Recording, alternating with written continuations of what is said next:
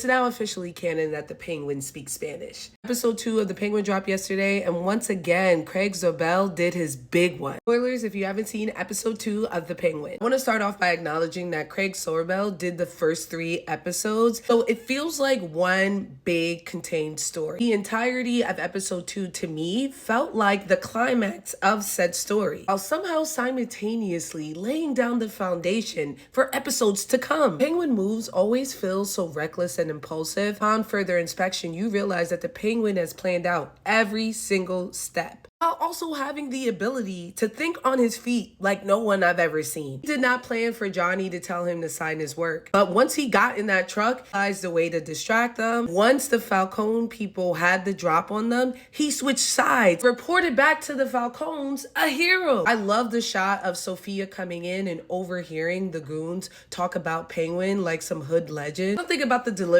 of "that guy's fucking dead if it wasn't for Oz" felt so organic, like a bunch of men talking about COD. This episode, we're introduced to Luca Falcone, and already I don't like him. For someone running a mob family, he doesn't seem to have the wherewithal and the stuff to be a good mob leader. Very interesting to see how he and Johnny are so ready to brush off the things that Sophia says. She is spitting. Someone killed the head of our family, desecrated his body, shoved it in a car, and ran it into our property. We should be at war.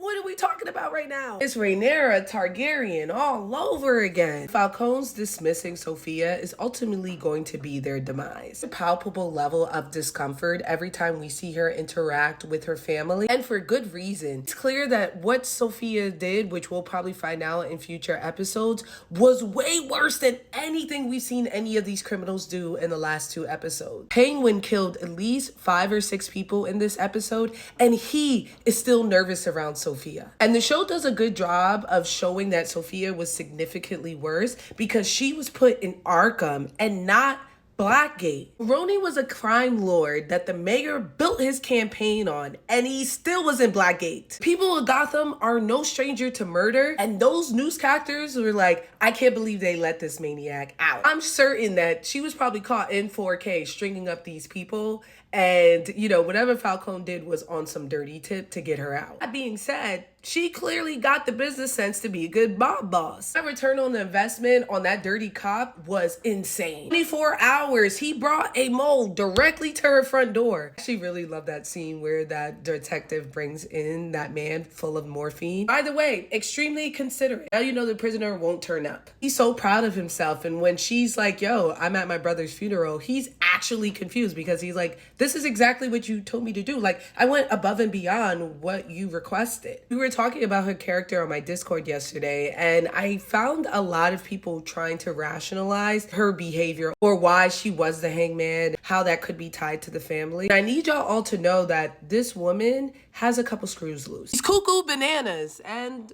that's okay. She's definitely astute and has great business sense. We can't take that away from her, but her family definitely has a reason to be worried. I thought it was interesting to see her interact with her cousin who said, oh, remember Italy? And I realized after watching it a second time that that cousin was probably Luca's daughter, and he set her up to remind her about her time in Italy so that later he could prime her to get her up out of here. Because she's a bad look. Nobody wants her around. And like I said before, there's obviously a really good reason for this room full of killers to be nervous about her and the way that she moves. It's not exactly the killing, it's the reason why she killed, and probably the people that she did kill. Like, we don't know who they are, but we know they're all women. Probably women who slighted her in ways that should be ignored, but for her, she took it to heart and probably went over the deep end. Sorry, but I have to be the wet blanket really quickly and remind y'all that this man is a victim. The relationship between him and Oz seems so wholesome. It makes Oz so much more likable than he would be if Vic as a character didn't exist. So much so that I forgot that this man can't go anywhere. He has to stay with Penguin because Penguin will kill him if he leaves. They're starting to play it off as a joke, but Penguin consistently says, I will kill you. And this scene right here is a reminder of the brutality of Penguin. He put him in a grave and told him to lay down. Like, this is terrifying. Yes, Vic messed up, but he went from trying to boost cars unsuccessfully to dismembering bodies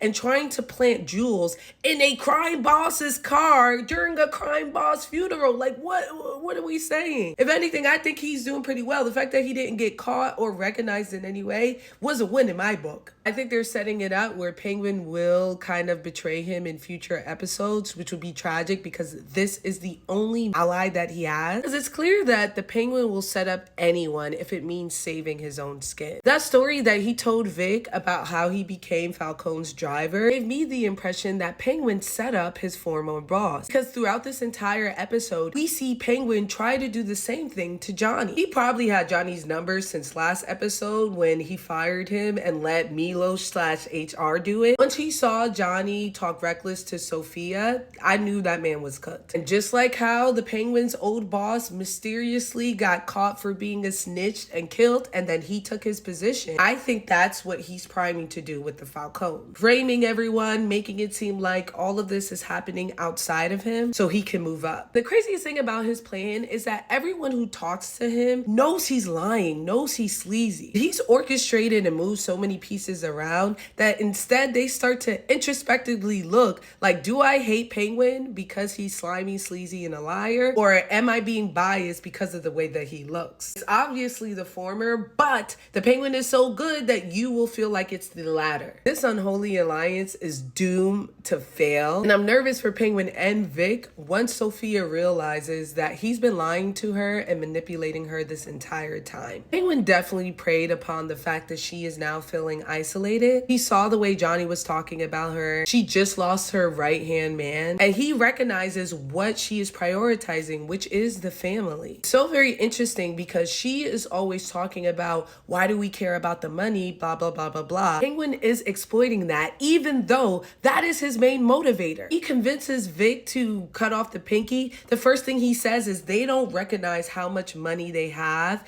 and so they take it for granted. And while I agree with Sophia, yeah, why are we worried about the money? We should be going to war. The things that she's saying is because she never has to worry about money. He did it again this episode. It was honestly perfect in my eyes. For some reason, it didn't grab me the way that the first episode did. I don't know what it was. Can't put my finger on it, but I have to be fair. 4.5 out of 5 Frankie Flames.